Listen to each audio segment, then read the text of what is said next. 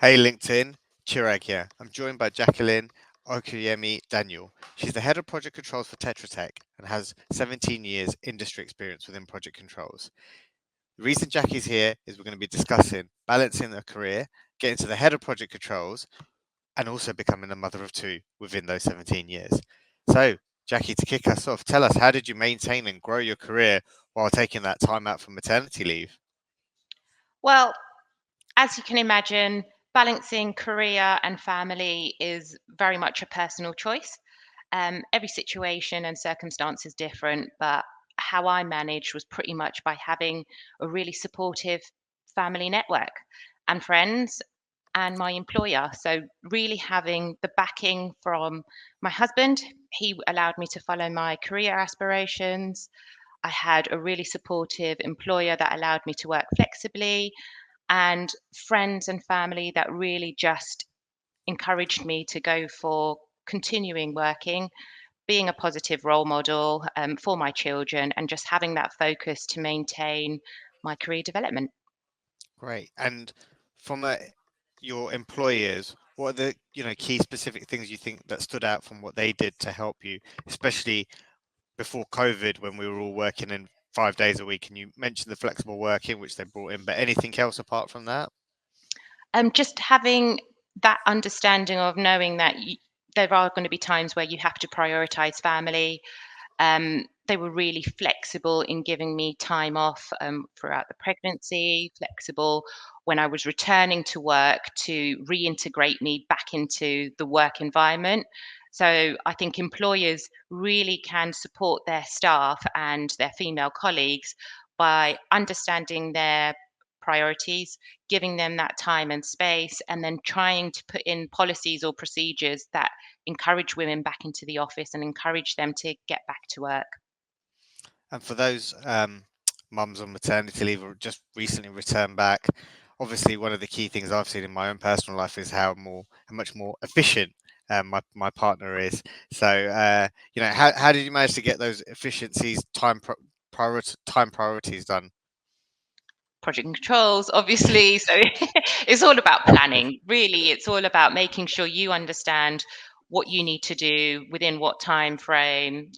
There's going to be deadlines, there's going to be commitments, but it's trying to balance that with knowing my family priorities are here, my work commitments are there, planning your time accordingly, being more efficient, and also using, as I said, that support network. If you've got supportive colleagues, delegating the work and just knowing when you can overcommit or when you should start to say no, when you should ask for help, and just trying to kind of balance your time as much as you're trying to deliver the work and services for your employer.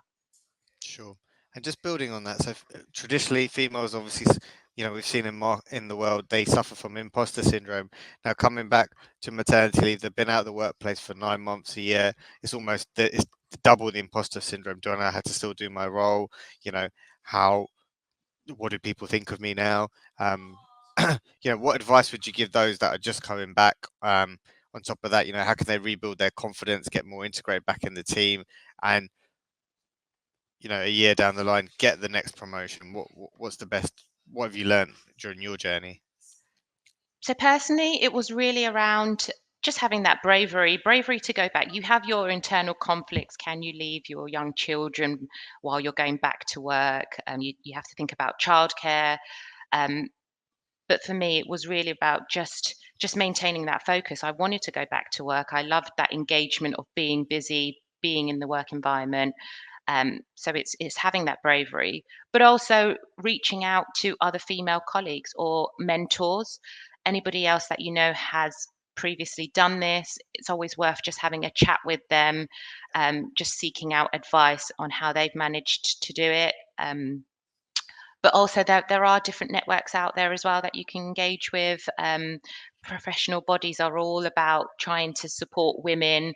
Um, and so for me, it was very much just trying to use as much collateral as there is out there, speak to different people, talk to my employer, um, and have a dedicated and focused mentor that was able to guide me as well and support me through. Great, great. And last question. You obviously talked a lot about how your employer was very supportive of yourself, but what other initiatives have you seen or you've driven yourself in recent times with hindsight? What's the best advice you'd give to employers for those returning mothers in today's world? Um, for me, really, it's about that kind of that program of reintegrating back into the business, transitioning, giving your female employees the right mentoring and support around coming back to the office. For me personally, as well, I always wanted to keep up to date with what's going on in industry, so I did my own internal learning, and I think that's something that should be encouraged to females as well. You are away from the office, 9 months, nearly a year, or up to a year. Sometimes it is just good to just be aware of what's happening in industry, and keep up to date with the latest trends, advancements, and employers can help do that as well. Employers can help provide those different programs, um, and that flexible working, so that you can balance, your own outside development as much as you're doing internal development. That's great. Thanks a lot for your time.